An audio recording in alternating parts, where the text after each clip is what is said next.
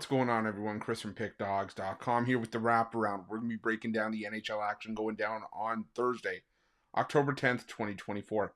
If you like this content, make sure you smash that thumbs up and subscribe to our channel. If you're looking for my best bets, the games I love the most, including my daily $15 best bet, head on over to Pickdawgz.com and click the Premium Picks tab at the top of the page. Also, make sure you let me know your NHL picks in the comment section below. And we had a great day with the Wraparound yesterday. If it wasn't for the Edmonton Oilers, if they had won that game, we'd be coming in with a 5-0 sweep. We'll definitely take a 4-on-1 day. Some nice profit that was made. The Calgary Flames helped us out, that big plus money dog. So, but you know what? That was yesterday. It's in the past. Today, we're going to run it back. We're going to do it all again. We got a 9-game card to talk about. Enough blabbing. Let's get into it. You guys know the drill. You ready? I'm ready. Let's get into it.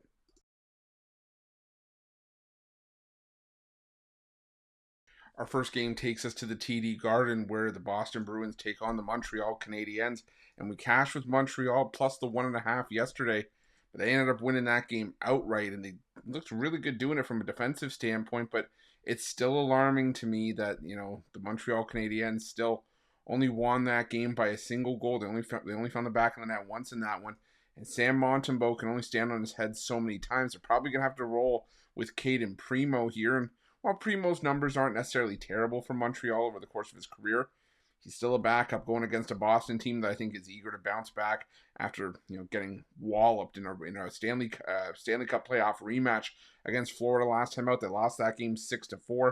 It was a fairly humiliating performance in that one. I'm anticipating Jeremy Swayman goes here for Boston. It was Jonas Korpisalo in the opener, and Korpisalo looking more and more like he is going to be a true-to-form backup this season for the Boston Bruins. Swayman, I know it's going to probably take him some time to get his feet fully underneath him, but this is a Montreal team that last year went just 1-12 on the second half of a back-to-back. They dropped 12 of 13 games on no rest. To me, those are numbers that are just hard to ignore. I'm going to go with the Boston Bruins on the puck line in this one.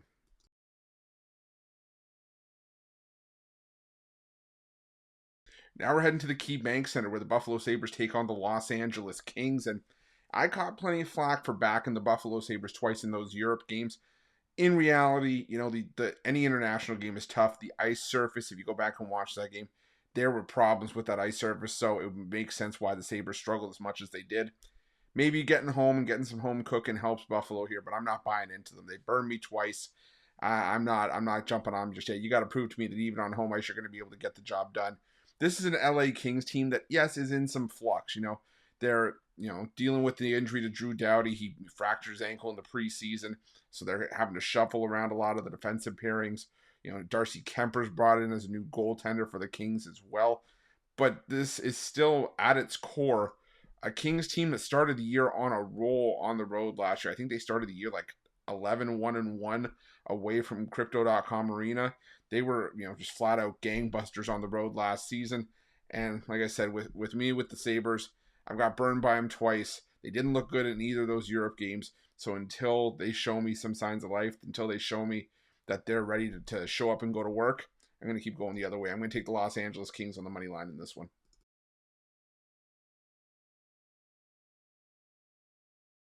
Now we're heading to the Prudential Center, where the New Jersey Devils take on the Toronto Maple Leafs. And like I said earlier in that Montreal segment, we backed the Canadiens, and Toronto struggled in that game. And not to say that they're not going to be able to at least wake up here, but you got to remember that team now, you go back and look at it, they were shut out and they had 47 shots on goal in that game.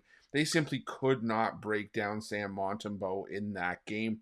And now you take on a New Jersey Devils team that's yet to taste defeat this season. I mean, they were on the other side of the Buffalo Sabres in those international games, and like I said, they absolutely, took it to the Sabres in those games. But the thing that stands out for me here is that it's probably going to be Jacob Markstrom for the New Jersey Devils, and he already looked good in his opening start for his new team. The thing for me with Toronto is that it looks like Joseph Woll is at least starting the season, the first week of the season, on the injured list. Another injury that popped up, and that's been the story for Joseph Woll for the better part of his career. Just when you think that he is ready to be the number one, or at least get an increased workload and get a chance to show the Leafs what he's got, he gets injured, and it's resulted in Dennis Hildeby getting called up from the AHL. Hildeby wasn't great in limited action last season. I don't like this spot for him, especially the Leafs on the second half of the back-to-back. Could the Leafs bounce back here? Of course they could, but the Leafs, like I said yesterday, they're just historically slow starters. And I think it's going to take him at least maybe 3, 4, 5 games before we really see the Maple Leafs sort of live up to expectations and start to get their asses in gear, for the lack of a better term.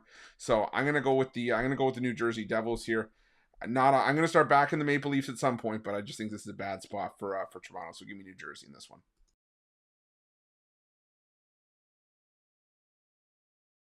Now we head to the Canadian Tire Center where the Ottawa Senators take on the Florida Panthers. And this is a short price for the Florida Panthers. I get it. Some people are saying, well, could be a letdown for Florida after beating the crap out of Boston in that first game of the season, defying the logic of what you would normally think a banner-raising ceremony and banner-raising game would be.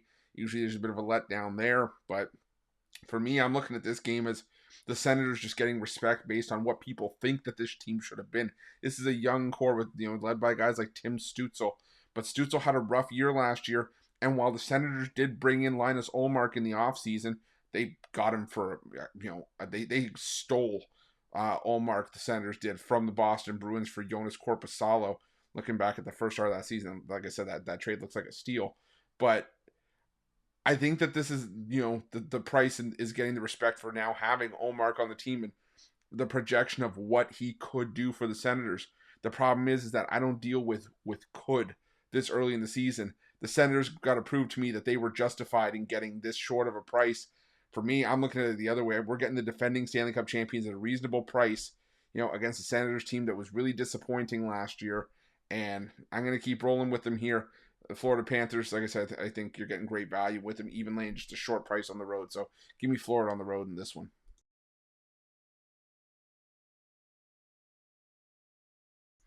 Now we go to Long Island for a matchup between the New York Islanders and the Utah Hockey Club. And, Utah had that great start to the season. They put the boots to the Chicago Blackhawks in that game 5-2. But now I think we've kind of got to reel it in for this game. Now, sure, the New York Islanders have yet to take the ice this season. However, this is a well-coached team under Patrick Waugh. We saw, the New York Islanders, they struggled for the better part of last season. That was why this team was, finished on the outside looking in. But at the end of the day, Patrick Waugh is still a hell of a coach. He took, I believe when he took Colorado, he was the first full season he was in charge, he won Coach of the Year. And he turned this Islanders team around and got them competitive, as the season progressed last year. And this is still a solid Islanders team from a talent perspective as well. It looks like they're going to roll with Semyon Varlamov here in the opener between the pipes. And I look at it the other side. I like this Utah team, but like we had them last year when they were the Arizona Coyotes, there was a lot more value on them backing them at home where they played their better hockey. For me, this is still the same core and the same team, just in a different jersey and a different home environment that struggled on the road last year and that was bottom 5 in the NHL in terms of a road record last season. They went just 14-27 on the road. So I'm gonna go with the New York Islanders in this one. Another game where we're getting a reasonable price with what I feel is the better team in the better spot. So give me the Islanders here.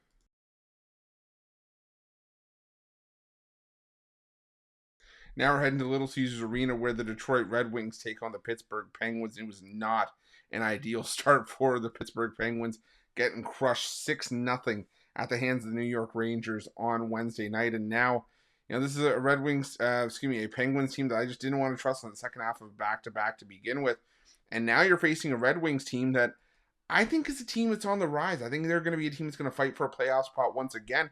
And realistically, they were in a playoff position down the stretch for the bulk of that game.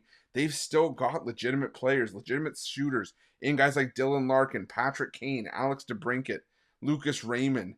And, they brought in Vladimir Tarasenko, Cam Talbot, Eric Gustafson to lead the power play. So this is a solid Red Wings team. The problem was they had 4 wins in their final 23 games down the stretch that cost them the playoff spot. But right now, the Penguins, even though it's only 1 game, I have a really bad feeling about this Penguins team going forward. Maybe I'll, sort of backtrack if they can start stringing a couple of wins together. Maybe the loss in the opener says more about the Rangers than it does Pittsburgh. Maybe it was just an anomaly more than anything else. But I'm not buying into the Penguins. Like I said, I have a really bad feeling for Pittsburgh. I'm going to go with Detroit on the money line in this one at home.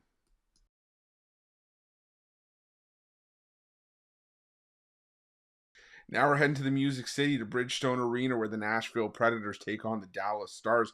And for me, this is the toughest game on the board because you have the Dallas Stars, who have been the picture of consistency in the NHL for the better part of the last few years, but so have the Nashville Predators. They've made the playoffs in 9 of the last 10 seasons. Dallas, for me, still has a loaded lineup, one of the best goaltenders in the NHL in Jake Ottinger. And Nashville, they were the busiest team in free agency. They made the biggest splashes.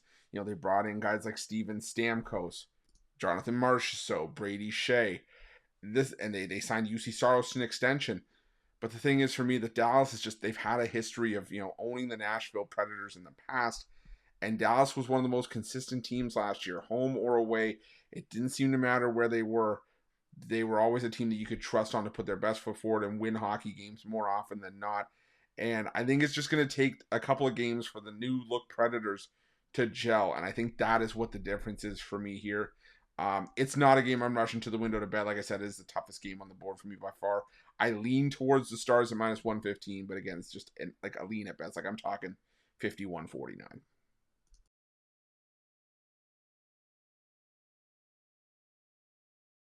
Now we head to the XL Energy Center, where the Minnesota Wild take on the Columbus Blue Jackets, and this is a tricky one to try to sort through because obviously everything that happened with the Columbus Blue Jackets, with the tragedy with Johnny Gaudreau in the offseason, that just leaves a void. And without sounding insensitive in spots, it leaves a void from a talent perspective with this Blue Jackets offense, because he was one of the three he was one of the three players, that had 40 points for the Blue Jackets last season. 40 points.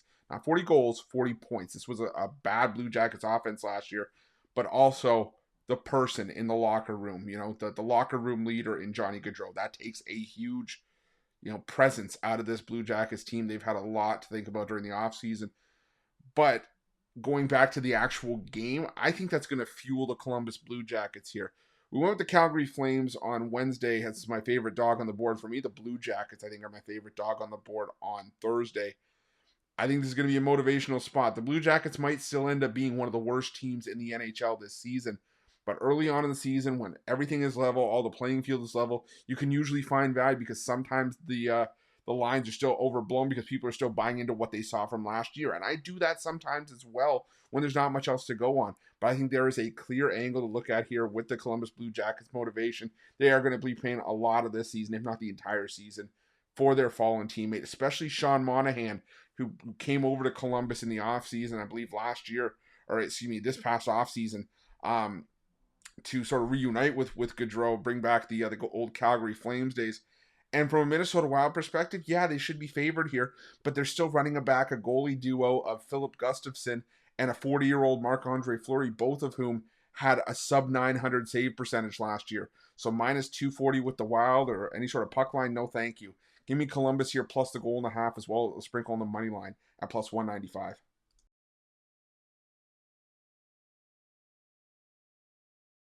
And our final game on Thursday's card takes us to the SAP Center, where the San Jose Sharks take on the St. Louis Blues. And the St. Louis Blues looked really good in Seattle. I mean, yeah, they fell behind 2-0 in that game and had to sort of rally by the end of the second period. But Jordan Binnington stood tall. He found a way to get the job done. And, interestingly enough, this was a San Jose team that, yes, they were the worst team in the NHL last year, but they actually swept the season series with the St. Louis Blues. But I think that the St. Louis gets some revenge here. This is just the St. Louis Blues team that I think is in a much better place compared to where they were last year. And realistically, if St. Louis is going to be a team that's actually going to make, a statement here and really contend once again, you got to win spots like this. Even if it is Joel Hofer that gets the start here as the backup for the Blues, as he did a couple times last season, I still think the Blues are simply the better team here. They showed some grit in that opener against the Seattle Kraken. The San Jose Sharks, this is a San Jose team that, like I said, just did not move the needle for me. Sure, you get Macklin Celebrini coming in, and Will Smith, who was also selected 4th overall in 2023. And yeah, the Sharks brought in guys like Tyler Toffoli, but like I said, it still doesn't move the needle from a team that was 31st in goals per game last year and 32nd in goals against, allowing almost 4 goals per game. So I'm gonna go with the St. Louis Blues. I'm gonna take the Blues to win this one in regulation. Also gonna put a little bit on the -1.5 puck line as well to round things out. That's it. That's all the NHL action for Thursday, October 10th, 2024. If you like this content, make sure you smash that thumbs up and subscribe to our channel. Make sure you check out Pick Dawgz Premium for our best bets, including my daily $15 best bet. Use the promo code PICK at checkout for an additional 15% off your purchase. I'm going to have a 3-pack of NHL plays on the board. I'm also going to have a $15 NHL power play, as well as some football on the board. This is a great time to jump on a long-term pass. Loaded weekend of action now that NHL is here. Still got MLB and WNBA playoffs, as well as a loaded college football card, a loaded NFL card. Long-term is the way to go because those 3 and 7 day passes, especially starting today, they're going to cover you for all of NFL, all of college football, and even on the Saturdays and Sundays, the daily passes that I put out are sometimes less than buying the long-term pass individually. You get a couple extra days worth of plays. So trust me, guys, hop on a 3-day or a 7-day pass. Get the most bang for your buck. But also, make sure to let me know your NHL plays in the comment section below. Thank you for watching. We'll see you guys soon.